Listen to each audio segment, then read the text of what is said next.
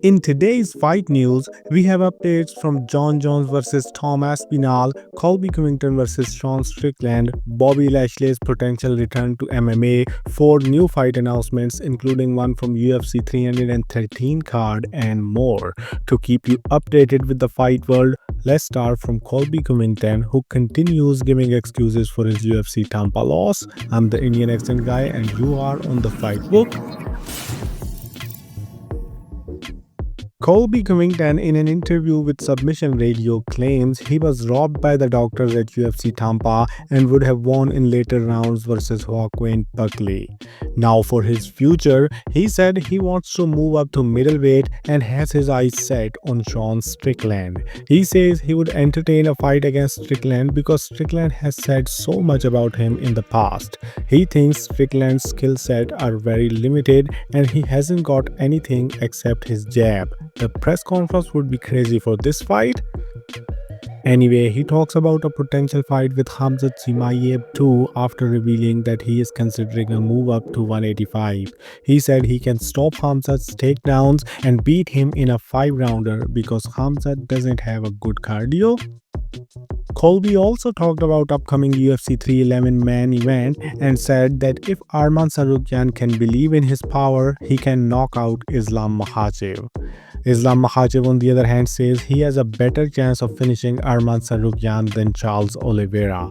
Islam shared his opinion about Arman's last fight against Oliveira and says that Oliveira was close to finishing Arman in almost every round, while he had finished Charles Oliveira easily.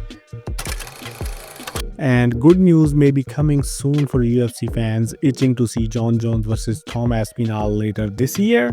UFC color commentator Joe Rogan revealed on his podcast that he has heard an inkling that a figure of $30 million is the demand of heavyweight champion and UFC is hopefully gonna pay it. Imagine if Jones really get that huge purse. He had asked the same figure to take the Ngannou fight, but that fight never came to life. Chael Sonnen also shares his thoughts on the potential heavyweight clash and thinks John Jones will retire after facing Tom Aspinall, no matter if he wins or loses. Jones' longtime octagon rival Daniel Cormier is already in awe of John Jones' championship longevity in the UFC and compares him with Tom Brady. Anyway, UFC's first deaf fighter, who is pretty famous for beating John Jones via disqualification in 2009, Matt Hamill, has revealed that he can hear for the first time in 41 years with the most powerful digital hearing aids ever made. Former WWE star and current AEW wrestler Bobby Lashley remains interested in returning to MMA. From 2008 to 2016, former Bellator heavyweight racked up an impressive record of 15 wins and only 2 losses, but then re-signed with WWE. Now, not long after signing with AEW, Lashley showed interest in a return to combat sports. While the 48-year-old hasn't signed a deal to compete again, the fire is still there.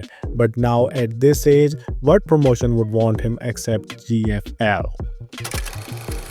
PFL chairman Don Davis posts on his LinkedIn the 5 bad things to happen to PFL in 2024, which includes Bellator fighters' complaints.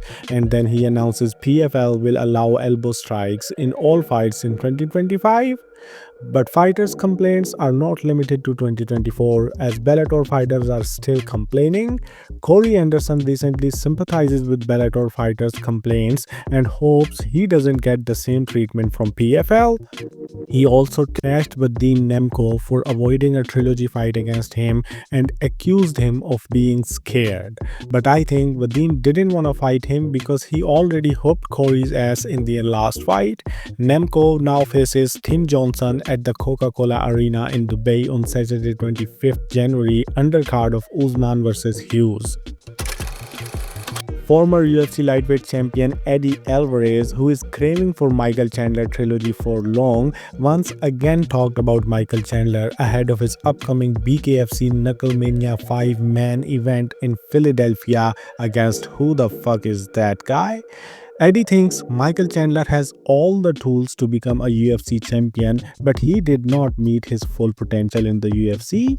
Eddie thinks that if Chandler loses one more fight, he will get cut from the UFC, and if that happens, he wants his trilogy with Michael Chandler in BKFC. Eddie seeks redemption in his return to Philadelphia on January 25th because he sees it as a full circle moment as he had started his fighting career in Philly with no gloves.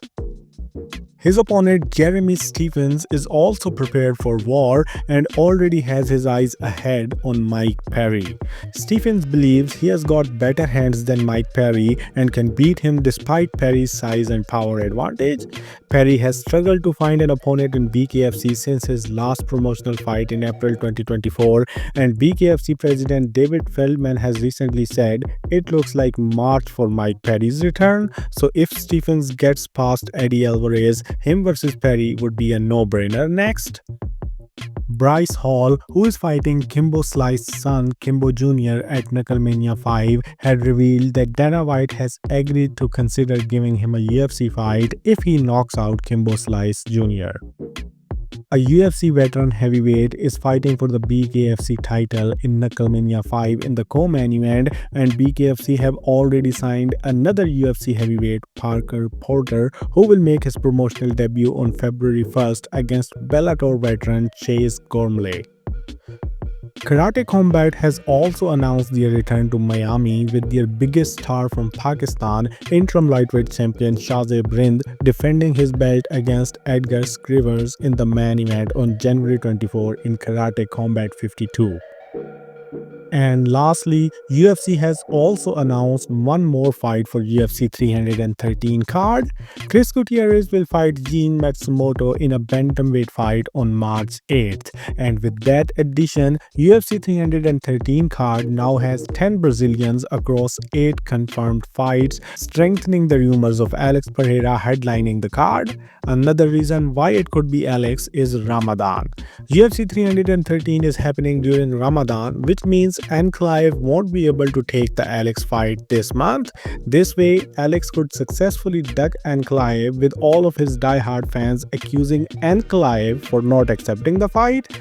That's my own theory, so it can be wrong. You tell me your thoughts on this situation and whether you believe Alex Pereira is really ducking Ankalaev or he is just messing with him.